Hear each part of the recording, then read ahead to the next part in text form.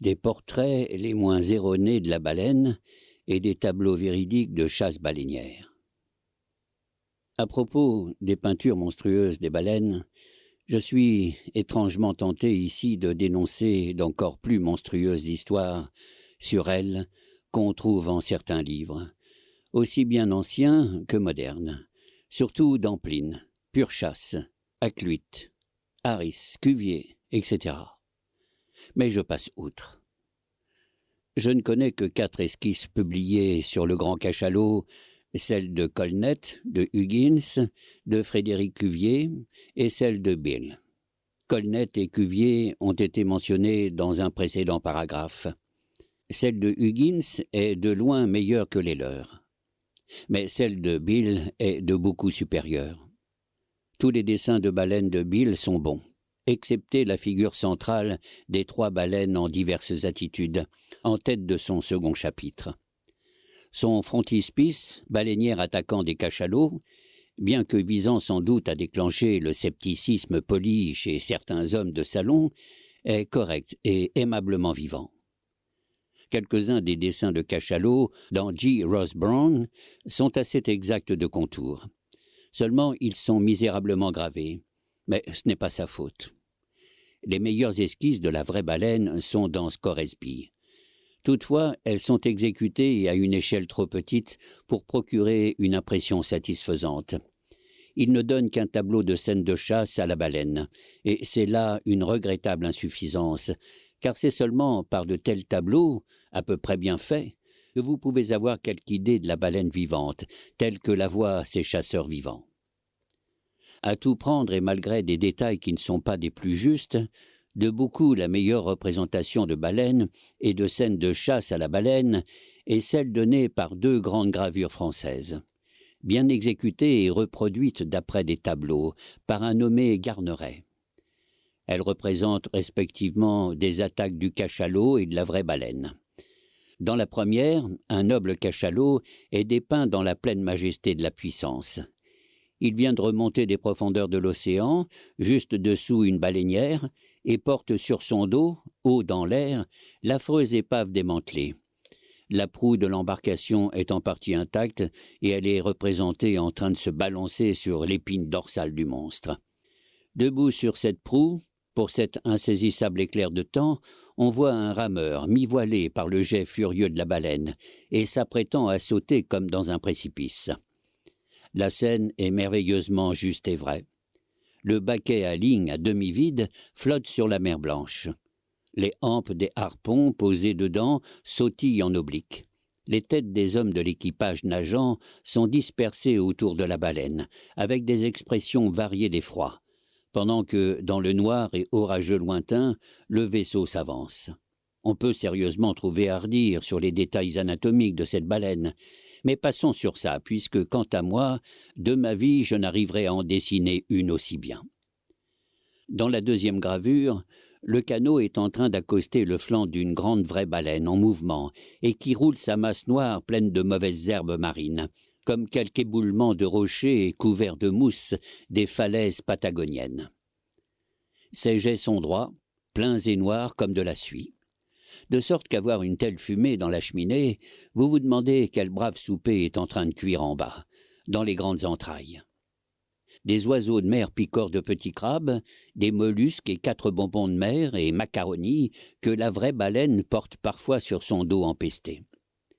De ce temps, le Léviathan aux lèvres épaisses sillonne la mer, laissant des tonnes de lait caillé dans son sillage tumultueux, ce qui fait rouler la légère embarcation dans les lames comme un esquif surpris par des roues à aubes d'un vaisseau à vapeur de l'océan. Ainsi, au premier plan, tout est rage et mouvement. Mais à l'arrière, par un contraste artistique admirable, est représenté le niveau vitreux d'une mer encalminée. Du vaisseau impuissant, les voiles dégonflées sont affaissées et la masse inerte d'une baleine morte, forteresse conquise, a le drapeau de capture qui tombe paresseusement du bâton fixé dans le trou de son jet. Qui est ou était Garneret le peintre? Je ne sais. Mais je gagerais ma vie qu'il avait pratiqué son sujet, ou alors qu'il avait été merveilleusement formé par quelque baleinier expérimenté. Les Français sont des gars faits pour peindre l'action. Regardez toutes les peintures de l'Europe. Où trouvez-vous une telle suite d'actions vivantes et comme respirantes sur la toile, ailleurs que dans cette triomphale galerie de Versailles, où le spectateur poursuit son chemin à travers les grandes batailles de la France. Chaque épée y semble être une lueur de l'aurore boréale, et successivement, les divers rois armés et empereurs s'élancent comme une charge de centaures couronnés. Ces pièces de bataille de mer de Garneret ne seraient pas déplacées dans cette galerie. L'aptitude naturelle des Français à saisir le pittoresque semble particulièrement démontrée dans celle de leurs peintures ou gravures qui ont pour sujet la chasse aux baleines.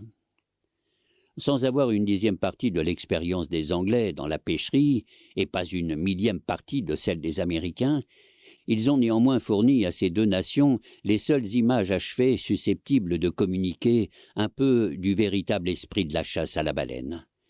Les dessinateurs anglais et américains de la baleine semblent pour la plupart satisfaits quand ils ont exécuté un dessin mécanique des choses. Par exemple, le contour vide de la baleine, ce qui, en tant que pittoresque, revient à peu près au même que de dessiner le profil d'une pyramide. Renommé à bon droit comme chasseur de la vraie baleine, Scoresby lui-même, après nous avoir donné une image rigide de la baleine du Groenland et 3 ou 4 miniatures délicates de narwal et de marsouin, nous offre une série de gravures classiques de gaffes, couteaux à hacher et grappins, et avec la fidélité microscopique d'un Leeuwenhoek, soumettent à la vue d'un monde frissonnant 96 facsimilés de magnifiques cristaux de neige arctique grossis comme à la loupe. Je ne voudrais pas dénigrer l'excellent voyageur, je l'honore en tant que vétéran, mais dans une affaire si importante, ce fut certainement de sa part une négligence que de ne s'être pas procuré pour chaque cristal une attestation jurée devant un juge de paix groenlandais. En plus de ces bonnes gravures de Garneret, il existe 2 autres gravures françaises dignes d'attention, par quelqu'un nommé H. Durand. L'une d'elles, sans avoir rapport précisément avec notre présent sujet, mérite néanmoins pour d'autres raisons d'être mentionnée. C'est la représentation d'une tranquille scène de midi, dans les îles du Pacifique. Un baleinier français, ancré près du rivage pendant une accalmie, est en train de refaire paresseusement sa provision d'eau. Les voiles du vaisseau relâchées et les longues palmes de l'arrière-plan pendent les unes et les autres dans l'air immobile. L'effet en est très beau, si on le considère comme une représentation des pêcheurs endurcis, sous un de leurs rares aspects de repos oriental. L'autre gravure montre tout autre chose. Le vaisseau est arrêté en pleine mer, au cœur même de la ville léviathanique, avec une vraie baleine sur un des côtés. Il a accosté le monstre comme il l'eût fait d'un quai. Quittant cette scène en hâte, un canot s'apprête à donner la chasse aux baleines dans le lointain.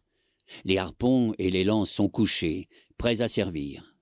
3 rameurs sont en train de placer le mât dans son trou, tandis que par l'effet d'un subit coup de roulis, le canot se tient à demi debout dans l'eau, comme un cheval qui se cabre.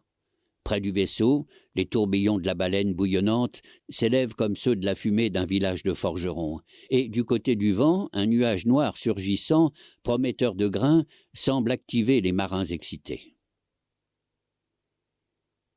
Des baleines en peinture, en ivoire, en bois, en pierre, en montagne, en étoile. À Tower Hill, quand vous descendez au dock de Londres, vous avez pu voir un mendiant estropié, ou Kedger, comme disent les marins, qui tient devant lui une enseigne peinte, représentant la scène tragique au cours de laquelle il perdit sa jambe. On y voit 3 baleines et 3 baleinières. Une de ces dernières, qu'on suppose contenir dans son intégrité originelle la jambe manquante, est en train d'être broyée par la baleine du premier plan. Depuis 10 ans, me dit-on, cet homme montre ce tableau et exhibe son moignon à la foule incrédule. Mais l'instant de sa justification est maintenant venu. En tout cas, ces 3 baleines sont d'aussi bonnes baleines que celles publiées par Wapping, et son moignon aussi réel que n'importe quel moignon que l'on peut voir sur les terres défrichées de l'Ouest. Bien qu'à jamais planté sur ce moignon, ce pauvre baleinier ne fait pas de palabres publiques. Mais les yeux baissés, debout, il contemple tristement sa jambe amputée. Dans le Pacifique et aussi à Nantucket, à New Bedford et à Sag Harbor, vous tomberez sur de vivantes esquisses de baleines et de scènes de chasse aux baleines, gravées par les pêcheurs eux-mêmes, sur des dents de cachalot ou sur des baleines de corset travaillées dans l'os de la vraie baleine, ainsi que d'autres Schrimshanders, comme les baleiniers nomment les innombrables et ingénieuses petites inventions qu'ils sculptent laborieusement dans la matière brute, à leur heure de loisir sur l'océan. Quelques-uns possèdent des petites boîtes d'outils qui ressemblent un peu à celles des dentistes, faites spécialement à l'usage du commerce schrimshanderien. Mais le plus grand nombre se servent de leur seul couteau de poche, et avec ce maître-outil du marin, ils peuvent vous fabriquer tout ce que vous voudrez dans l'ordre des choses qui peuvent retenir l'imagination marine. Un long exil du monde chrétien et de la civilisation fait inévitablement revenir un homme à cette condition dans laquelle Dieu l'a placé, c'est-à-dire à ce qu'on appelle l'état de barbarie. Tout vrai chasseur de baleines est aussi sauvage qu'un Iroquois. Je suis moi-même un sauvage, ne devant obéissance qu'au roi des cannibales, et prêt à tout moment à me révolter contre lui. Or, une des caractéristiques du sauvage dans ses heures domestiques est sa merveilleuse patience d'industrie. Une ancienne massue de guerre, une pagaie lance hawaïenne, avec la multiplicité et la complication de leur sculpture, sont d'aussi grands trophées de l'humaine persévérance qu'un lexique latin. Car cette miraculeuse complication d'entrelacs n'a été exécutée qu'avec un morceau de coquille brisée ou avec une dent de requin, et elle a coûté des années de constante application. Il en va de même avec le blanc sauvage marin qu'avec le haïtien. Avec la même merveilleuse patience et avec la même simple dent de requin, et aussi avec son pauvre couteau, il vous sculptera dans l'os un morceau peut-être pas aussi habilement ouvragé, mais tout aussi compliqué que le bouclier d'Achille, ce grec sauvage, et aussi plein de suggestions et d'esprit barbare que les estampes de ce merveilleux vieux sauvage germain d'Albert Dürer. Des baleines de bois ou des baleines taillées en profil dans les petites planches sombres du noble bois de guerre des mers du Sud se trouvent souvent dans les gaillards d'avant des baleiniers américains. Quelques-unes sont exécutées très correctement. Aux portes d'entrée de certaines vieilles maisons de campagne, aux toits à pignons, vous verrez des baleines de cuivre suspendues par la queue en guise de marteau. La baleine à tête d'enclume est ce qu'il y a de mieux pour éveiller le concierge si celui-ci s'est endormi. Mais ces baleines heurtoirs sont rarement remarquables en tant qu'essais fidèles. Sur les clochers de quelques églises à l'ancienne mode, on voit aussi des baleines en tôle mises en guise de girouettes. Mais elles sont si hauts perches squelettiques de la mer ou offenses de toucher qu'il est impossible de les examiner d'assez près pour juger de leur mérite. Dans les contrées osseuses, squelettiques de la terre ou au pied de hautes falaises brisées, des masses de rochers érodés sont éparpillées en fantastiques groupements sur la plaine. Souvent, on rencontre comme l'image des formes du Léviathan, à demi submergées par les herbes, qui, les jours de vent, viennent s'y briser comme de vertes lames. Toujours dans ces régions montagneuses, là où le voyageur est perpétuellement cerné de hauts amphithéâtres, on peut choquer, ici et là au passage, quelques heureux aspects de profils de baleines au long des crêtes ondulantes. Mais il faut être un sérieux baleinier pour voir ces choses, et de plus, quand on désire y retourner pour les revoir, il faut avoir pris bien exactement la latitude et la longitude de l'endroit où vous étiez placé. Faute de quoi, vous pouvez chercher longtemps, comme on a longtemps recherché les îles Salomon, bien que jadis Mandana, à la haute fraise, les ait parcourues et que le vieux Figuera les ait décrites. Enfin, lorsque vous êtes intensément soulevé par ce sujet, vous ne pouvez manquer le tracé de grandes baleines dans les cieux étoilés, avec des baleiniers qui les pourchassent. De même que, lorsqu'elles étaient toutes remplies de pensées de guerre, les nations de l'Est virent des armées en bataille dans les nuages. Ainsi ai-je cherché le Léviathan dans le ciel du Nord, autour du pôle, dans les 1000 révolutions des étoiles brillantes qui me l'avaient d'abord montré. Et sous les cieux resplendissants antarctiques, j'ai abordé la nef Argo et me suis joint à la chasse de l'étoile Cétus. loin au-delà de l'extrême déploiement de l'hydre et du poisson volant. Avec les ancres d'une frégate pour mort et des faisceaux de harpons en guise d'éperon, je voudrais pouvoir monter cette baleine et sauter par-dessus les cieux les plus hauts, afin de voir si les mondes fabuleux, avec leurs tentes innombrables, sont réellement campés au-delà du champ de ma vue de mortel. Brit. En nous dirigeant au nord-est des Crozets, nous tombâmes sur de vastes prairies de Brit. Cette menue substance jaune, de laquelle la vraie baleine fait sa principale nourriture. Sur des lieues et des lieues, elle ondoyait autour de nous, de sorte que nous semblions voguer à travers des champs sans fin de blé mûr et doré. Le second jour, nous vîmes de nombreuses vraies baleines. Sans risquer d'être attaquées par un baleinier comme le pécode, elles nageaient paresseusement, les mâchoires ouvertes à travers le Brit. Cette substance adhérant aux franges fibreuses de l'extraordinaire store vénitien placé dans leur bouche est ainsi séparée de l'eau qui s'échappe par les babines. Comme des faucheurs matinaux qui, côte à côte lentement, lancent leurs faux en les faisant chointer à travers la longue herbe mouillée des prés marécageux, ces monstres nageaient en faisant un étrange bruit d'herbe qu'on coupe et laissaient derrière eux des fauchées infinies de bleu sur la mer jaune. Note de bas de page. Cette partie de la mer, connue des baleiniers sous le nom de Brazil Banks, ne porte pas ce nom pour la même raison que les bancs de Newfoundland, sur lesquels se trouvent des bas-fonds et des écueils, mais à cause de ce remarquable aspect de pré causé par les vastes amas de Brit, qui, sans discontinuer, flottent dans ces latitudes où la vraie baleine est souvent chassée. Fin de note. Seul le bruit qu'il faisait en fendant le Brit rappelait les faucheurs. Vus des têtes de mât, surtout lorsqu'ils s'arrêtèrent, et pour un moment demeurèrent immobiles, leurs vastes formes noires évoquaient des masses de rochers sans vie, plus que n'importe quoi d'autre. Et de même que dans les vastes contrées de chasse de l'Inde, l'étranger passera parfois à travers des plaines où se trouvent des éléphants couchés que, de loin, il prend pour des monticules noirs et nus, de même les léviathans apparaissent à celui qui, en mer, les voit pour la première fois. Lorsqu'enfin ils sont identifiés, leur immensité fait qu'il est difficile de croire que de telles masses puissent être animées en toutes leurs parties de la même espèce de vie qui anime un chien ou un cheval. En vérité, pour d'autres raisons, on ne peut guère regarder aucune des créatures des profondeurs de la mer avec les mêmes sentiments que celles de la terre. Certains vieux naturalistes ont soutenu que toutes les créatures de la terre sont originairement sorties de la mer. Cela se peut, en considérant la chose sous un angle général et large. Mais quand on cherche des exemples, on est très embarrassé pour trouver dans l'océan un poisson ayant des dispositions correspondant à la bonté sagace du chien.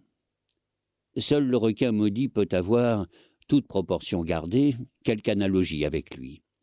Les gens de la terre, en général, ont pour les créatures de la mer une incroyable répugnance. Nous savons que la mer est une terra incognita, que Colomb a traversé d'innombrables mondes inconnus avant de découvrir à leur surface un seul monde, celui de l'Ouest. Les plus terribles désastres ont frappé sans distinction, de tout temps, les dizaines et centaines de milliers de ceux qui se sont embarqués sur les eaux. Un seul instant de réflexion nous apprendrait combien le bébé homme se vante avec sa science, son habileté et l'ampleur que cette science et cette habileté prendront dans l'avenir, quand éternellement, jusqu'au jugement dernier, la mer outragera, exterminera, pulvérisera la frégate la plus majestueuse et la plus solide qu'on puisse construire. Et cependant, par l'habitude de la répétition de ces choses, l'homme a perdu le sens de la terreur que, primitivement, la mer lui donnait. Le premier bateau dont nous lisons l'histoire flottait sur un océan qui, comme avec un raffinement de vengeance corse, avait englouti le monde entier et sans même laisser une veuve. C'est le même océan qui roule maintenant. Ce même océan qui a détruit les vaisseaux de l'année passée. Oui, mortel stupide, le déluge de Noé n'est pas encore sec. Il couvre toujours les 2/3 de ce beau monde. En quoi donc diffèrent la terre et la mer? Qu'un miracle sur l'une n'est pas un miracle sur l'autre. De surnaturelles terreurs pesaient sur les Hébreux lorsque, sous les pieds de Korah et de sa compagnie, la terre vivante s'ouvrit, les engloutissant à tout jamais. Cependant, aucun soleil actuel ne se couche sans que, de la même manière, la mer n'avale bateaux et équipages. Mais la mer n'est pas seulement ennemie de l'homme qui lui est étranger, elle est aussi démoniaque pour sa propre progéniture. Elle est pire que l'hôte persan qui assassinait ses propres invités. Elle n'épargne pas les créatures qu'elle-même a engendrées. Comme une tigresse sauvage qui, dans la jungle, écrase ses propres petits, ainsi la mer écrase contre les rochers même les plus puissantes baleines, et les laisse là, côte à côte, avec les épaves des vaisseaux brisés. Aucune autre puissance que les siennes ne la contrôle. Haletant et piaffant comme un coursier de guerre affolé qui a perdu son cavalier, l'océan sans maître envahit le globe.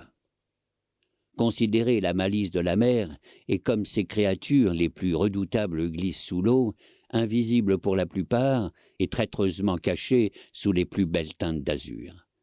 Considérer l'éclat et la diabolique beauté de beaucoup de ces tribus les plus impitoyables, et comme est belle et délicate la forme de bien des espèces de requins. Considérer une fois de plus le cannibalisme universel de la mer, dont toutes les créatures s'entre-dévorent, se faisant une guerre éternelle depuis que le monde a commencé. Considérez tout ceci, puis tournez vos regards vers cette verte, douce et très solide terre. Ne trouvez-vous pas une étrange analogie avec quelque chose de vous-même? Car de même que cet océan effrayant entoure la terre verdoyante, ainsi dans l'âme de l'homme se trouve une Tahiti pleine de paix et de joie, mais cernée de toutes parts par toutes les horreurs à demi connues de la vie. Dieu vous garde. Ne poussez pas au large de cette île, vous n'y pourriez jamais retourner. Le skid. Se balançant lentement à travers les champs de Brit, le Pécode poursuivait sa route vers le sud-ouest en direction de Java. Une brise douce poussait sa quille. Dans cette sérénité, ces trois grands mâts pointus se balançaient mollement à la brise languide, comme trois souples palmiers sur une plaine. Et toujours, à de longs intervalles, dans la nuit argentée, le jet solitaire et attirant était signalé. Un matin transparent et bleu, alors qu'une tranquillité quasi surnaturelle régnait sur la mer, sans être toutefois le grand calme, et que l'éclatante clairière du soleil paraissait un doigt d'or posé sur les eaux pour leur demander le secret, alors que les vagues feutrées échangeaient des murmures en courant doucement dans le silence profond de la courbe des eaux, un étrange spectre fut aperçu par Dago, de vigie à la tête du grand mât. Au loin, une grande masse blanche se leva paresseusement, se leva de plus en plus haut dans l'azur, et finalement se mit à étinceler droit devant notre proue, comme un traîneau descendu à l'instant d'une colline de neige. Après avoir brillé ainsi un moment, elle s'affaissa peu à peu, puis sombra. Mais elle s'éleva de nouveau et se remit à luire silencieusement. Cela n'avait pas l'aspect d'une baleine. Est-ce Moby Dick? Se demandait cependant Dago. Une troisième fois, l'apparition s'évanouit. Mais lorsqu'elle reparut, le nègre, avec un cri aigu comme un stylet, arracha brusquement chaque homme à sa somnolence. « Là, là, encore! La voici qui monte, doigt devant, la baleine blanche, la baleine blanche !» Sur ce, les marins se précipitèrent au bout des vergues, comme à l'époque de l'essaimage les abeilles se jettent aux branches. Tête nue sous le dur soleil, Achab était debout sur le beaupré et tenait une de ses mains en arrière, toute prête à donner des ordres par geste au timonier. Il tournait ses yeux impatients dans la direction qu'indiquait d'en haut le bras étendu et immobile de Dago. Soit que la présence fugitive du jet tranquille et solitaire eût pu agir sur Achab, de sorte qu'il était maintenant prêt à associer des idées de calme et de repos à la première apparition de la baleine particulière qu'il poursuivait, soit n'importe quoi d'autre, toujours est-il que son impatience le trahit et que dès qu'il eut aperçu distinctement la masse blanche, avec une ardente vivacité, il donna l'ordre de mettre les canots à la mer. Les 4 embarcations furent bientôt sur l'eau, celle d'Achab en tête, et toutes ramèrent vers leur proie. Bientôt celle-ci piqua, tandis que l'aviron haut, nous entendions sa réapparition. Or, elle ressurgit lentement à l'endroit même où elle s'était enfoncée. Cessant de penser pour le moment à Moby Dick, nous vîmes alors le plus merveilleux phénomène que les mers secrètes aient jusqu'à présent révélé à l'homme. Une vaste masse pulpeuse de couleur crème, longue et large de plusieurs centaines de mètres, flottait sur l'eau. D'innombrables bras longs rayonnaient de son centre et se levaient et se tordaient comme un nid de serpent, semblant vouloir happer à l'aveuglette tout ce qui pouvait se présenter à leur portée. Cette masse n'avait ni figure ni front. Aucun indice de sensation ou d'instinct ne se manifestait en elle. Elle ondulait là, sur les flots, apparition d'une vie surnaturelle née du hasard et informe. Tandis qu'avec un bruit sourd de succion, elle disparaissait de nouveau lentement. Starbuck, qui regardait encore les eaux troublées dans lesquelles elle venait de s'enfoncer, s'écria d'une voix étrange. « J'aurais plutôt préféré avoir vu Moby Dick et m'être coltiné avec elle que d'avoir vu espèce de blanc fantôme. »« Qu'est-ce que c'était, sœur ?» demanda Flask. « Le grand squid vivant. On dit que les rares vaisseaux baleiniers qui l'ont jamais contemplé ne sont jamais rentrés à leur port pour en parler. » Achab, lui, se tut. Faisant virer son canot, il retourna au vaisseau. Les autres le suivirent en silence. Quelles que soient les superstitions que les pêcheurs de baleines associent à la vue de cette chose, il est certain que, la voir étant une chose rarissime, un tel événement a tout de suite été considéré comme mauvais augure. La plupart des pêcheurs n'ont que des notions les plus vagues sur sa forme et sur sa véritable nature. Mais tous déclarent que c'est la plus énorme chose vivante de tout l'océan. Et ils sont persuadés qu'elle fournit au cachalot son unique aliment. En effet, bien que d'autres espèces de baleines trouvent leur nourriture à la surface des eaux et peuvent être vues par les hommes dans l'action de manger, la baleine à spermacétie tire toute sa subsistance des zones inconnues, au-dessous de la surface, et ce n'est que par induction qu'on peut dire en quoi précisément consiste cette nourriture. Parfois, lorsqu'elle est serrée de près, la baleine dégorge ce qu'on suppose être les bras détachés du squid. Quelques-uns dépassent 20 et 30 pieds de long. On suppose que le monstre auquel appartenaient ces bras s'accroche par eux au fond marin, et que le cachalot, à l'inverse des autres espèces, est pourvu de dents pour pouvoir l'attaquer et le déchirer. Il semble y avoir quelques raisons de croire que le grand kraken de l'évêque Pontoppodan n'était autre que le squid. La manière dont l'évêque le décrit et comment, alternativement, il remonte et s'affaisse, ainsi que d'autres détails, tout cela correspond. Mais il faut beaucoup rabattre quant aux dimensions incroyables qu'il lui prête. Quelques naturalistes ayant vaguement entendu parler de cette créature mystérieuse la classent parmi les sèches, à la famille desquelles, en vérité, par certains détails extérieurs, elle semble appartenir, mais seulement en tant que géant de la tribu. La ligne. Au sujet de la pêche que je vais brièvement décrire bientôt, et pour mieux faire comprendre les scènes représentées ailleurs, je parlerai ici de la magique et quelquefois horrible ligne à baleine. La ligne dont on se servait à l'origine dans la pêcherie était faite du meilleur chanvre, légèrement vaporisé de goudron, vaporisé et non pas imprégné, comme c'est le cas pour les filins ordinaires. Car le goudron, comme on s'en sert ordinairement, rend le chanvre plus flexible pour le cordier et il rend aussi la corde elle-même plus commode à l'usage journalier pour le marin. Cependant, la quantité habituelle rendrait la ligne à baleine trop raide pour qu'elle puisse rouler à l'étroit, comme elle doit le faire. La plupart des marins commencent à savoir que le goudron n'ajoute rien à la durée ou à la force d'un filin, pour si compact et luisant qu'il puisse le rendre. Depuis quelque temps, dans la pêcherie américaine, la corde de manille a presque complètement supplanté le chanvre comme matériel pour les lignes à baleine. Car bien que n'étant pas aussi durable que le chanvre, elle est plus forte et beaucoup plus souple et plus élastique. Et je veux aussi ajouter, puisqu'il y a une esthétique en toute chose, qu'elle est plus belle et plus saillante au bateau que le chanvre. Le chanvre est un gars au teint basané et sombre, une sorte d'Indien, tandis que la manille est belle à regarder, comme un circassien aux cheveux d'or. La ligne à baleine n'a que 2/3 de pouce d'épaisseur. À première vue, vous ne la croiriez pas aussi forte qu'elle l'est en réalité. L'expérience prouve qu'on peut suspendre à chacun de ces 51 fils un poids de 120 livres. De sorte que la ligne entière peut supporter une traction presque égale à 3 tonnes. La ligne à cachalot commune a plus de 200 brassées de long. Elle est entourée en spirale dans une baille, à l'arrière du canot, non pas comme le serpentin d'un alambic, mais de façon à former une masse ronde en forme de fromage, avec ses couches concentriques, sans aucun vide, sauf le cœur, minuscule tube vertical dans l'axe du fromage.